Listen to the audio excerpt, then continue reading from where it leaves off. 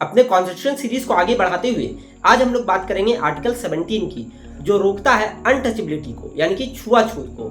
तो आइए आज इसके प्रोविजंस को हम लोग डिटेल में जानने की कोशिश करेंगे इस एजुकेशनल वीडियो में। फादर ऑफ इंडियन कॉन्स्टिट्यूशन यानी डॉक्टर भीमराव अंबेडकर ये मेहर जाति से बिलोंग करते थे और उस जमाने में इस जाति के लोगों को अनटचेबल्स कहा जाता था। अनटचेबल्स यानी कि वैसे लोग जिनको सोसाइटी इम्प्योर मानती थी, यानी कि अशुद्ध मानती थी, और इनके साथ इस वजह से बहुत भेदभाव होता था।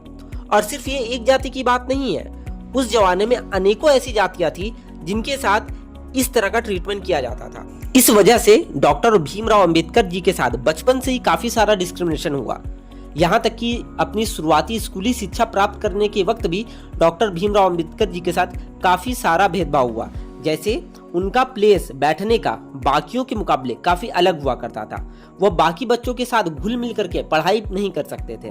उनका पीने के पानी तक बाकियों के मुकाबले अलग हुआ करता था, यानी कि वो खुद से उस मटके को भी नहीं छू सकते थे जिस मटके से बाकी विद्यार्थी पानी पीते थे।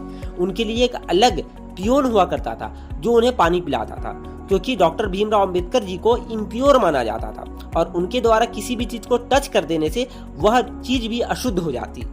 कुछ इस तरह की धारणाएं और कुरीतियां हमारे समाज में उस जमाने में हुआ करती थी। तो जब हमारा देश आजाद हुआ तो यह नीड हुआ कि अनटचेबिलिटी को किसी भी रूप में हटाया जा सके, क्योंकि अनटचेबिलिटी ना सिर्फ एक ह्यूमन राइट्स वायलेशन है बल्कि ये मानवता को भी शर्मसार करने वाली चीज है। और इसकी वजह से समाज में कुछ कास्ट के लोगों का उत्थान भी नहीं हो पाता है।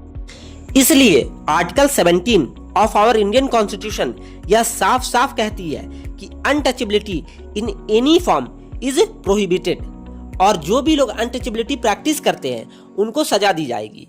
तो यानी कि हमारा कॉन्स्टिट्यूशन ना सिर्फ अनटचेबिलिटी को प्रोहिबिट करता है बट उसके रिलेटेड कानून भी गवर्नमेंट को बनाने के लिए बोलता है ताकि अनटचेबिलिटी को हर रूप में रोका जा सके। पार्लियामेंट में इसी फंडामेंटल राइट आर्टिकल 17 के प्रोविजंस को फुलफिल करते हुए अनटचेबिलिटी एक्ट 1955 लाया और उसे बाद में और स्ट्रिक्ट बनाने के लिए एक अमेंडमेंट भी की 1976 में, और बाद में उसका नाम protection of civil rights act 1955 कर दिया।